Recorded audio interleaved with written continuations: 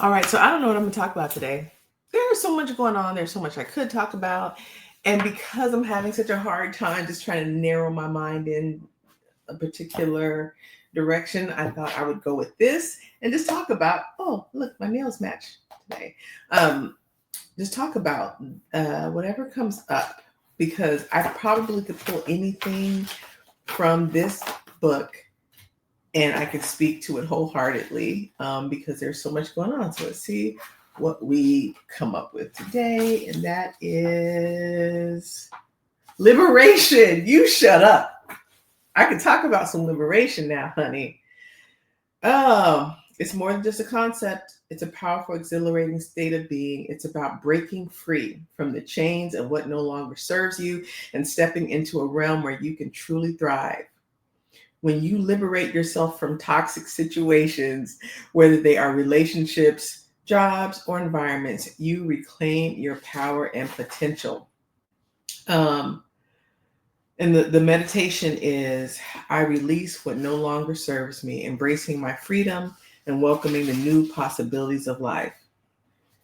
And then the picture affirmation says leaving behind what no longer serves you is a powerful act of liberation, freeing yourself from negativity and embracing renewal. Listen, liberation.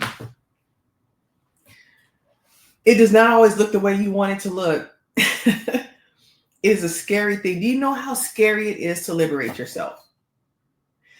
When we are so used to the comfort of the boundaries, it's kind of like being on a boat and we think, all of the we're protecting ourselves from the water, and we don't want to fall off the boat. And so we are happy to have those boundaries, the sides of the boat that stop us from falling over. And sometimes those boundaries that we think are protecting us are actually enslaving us, imprisoning us.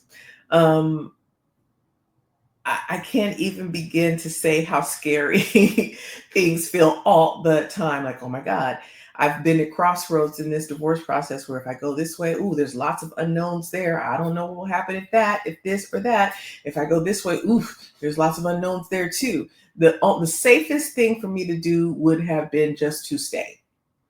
That's the safest, most miserable, most unhappy.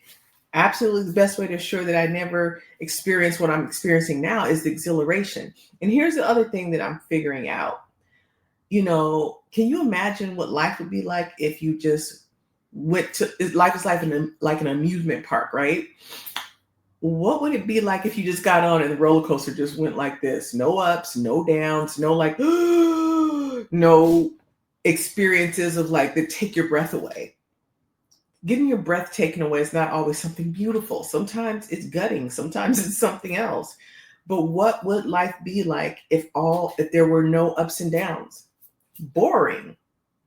How would we learn?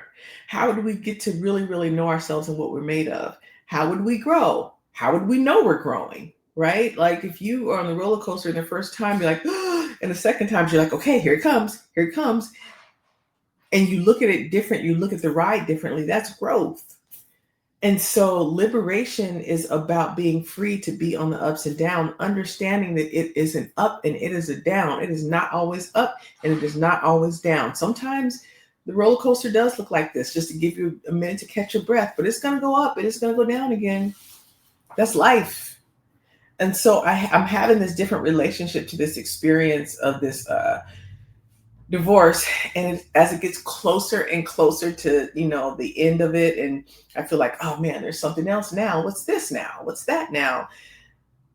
I know it's going to end. There will be a day where I'm laying in my bed and I get up and I go, oh, that's over. Huh, it's over. Not that I want it back, but I did it. I survived it. If I can look back and say I did it to the best of my ability, game one. And I don't know what's going to happen next. But there are moments where, I have moments where I'm like, this is not fair, or that's not right, or this is where I get frustrated. But now those moments come way far further and few in between. I don't spend a lot of time lamenting or thinking something is not fair. When you're dealing with a narcissist, you're going to have a lot of experiences that you feel are not fair or just patently false and lies. And part of what he's doing now is some character assassination stuff, which really sucks. He's reframing all the things that happened in this way where, yeah, I could see people. I don't have enemies. I have no enemies in my life. None. And now I may have enemies because if they believe what he's telling them, oh, yeah, I'm looking pretty bad. But when you're liberated, you go, first of all, who is he telling this stuff to? Nobody's going to affect my life. Why do I care? Because the people who love me know me. And the people who know me tend to love me because that is what it feels like. And that's what happens when you traffic in truth. So when it comes to liberation, wherever you're at, the minute you start, and this is the final thing, the minute you start focusing on your liberation, people get kind of funny. They like it when you are in the rat race and in the trap with them. The minute you start talking about, oh, I want to be free. I want to be liberated from all of this. You start to look like the oddball because that forces people and challenges people to confront their own ways that they're enslaved and that they're imprisoned. So just be aware of that. Just be aware of that. In this process, I've decided that I'm not going to take the hit anymore. I've taken so many hits, and because my training is around, oh, people don't know what they're doing. They're wounded. Oh, that's a trigger, a trauma response. Give them grace. They're just in pain. Not at my expense no more. And now people feel like I am a problem.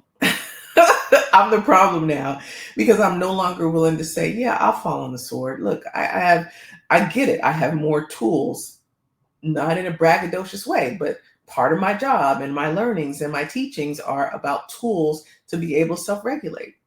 So when I'm trained to self-regulate, nobody else has to regulate. No, thank you. No, thank you. So now that I'm putting up boundaries, it feels like an all-out assault against people who are not used to you putting up boundaries. Something to think about, but it's all in spirit of your freedom and your liberation, liberation, liberation. I am, for everybody who hears this, there is an area of your life where you know you are enslaved. Whether you are self-enslaving or whether it is, you might be under, some people are under it could be blackmail where you can't move. Some people have financial obligations where they feel like I can't move. There's nothing about what I'm doing right now that is financially sensible. Paying an attorney, that's not, but I'm paying an attorney not about this house or even getting out of the marriage. I'm paying an attorney not to have to deal with him, not to have to look at him, and not to have to talk to him, because when you have a gaslight relationship with a narcissist, you're their supply, you're their high. So as long as he's in conversation with me or in proximity, he gets off on the mind whipping confusion and lies and distortions. I'm not doing, that's what I pay an attorney for, because my liberation and my freedom requires that kind of distance from somebody. Let's stop trying to fix the things that are breaking us. Stop trying to fix the things that break you. Stop trying to fix the people that break you. So anyway, that's my Roho Monday, late on Tuesday, but liberation is yours. You deserve it. Please be free. I'm telling you, on the other side of all of the is a peace and a joy that just makes no sense, even if the situation is still carrying out.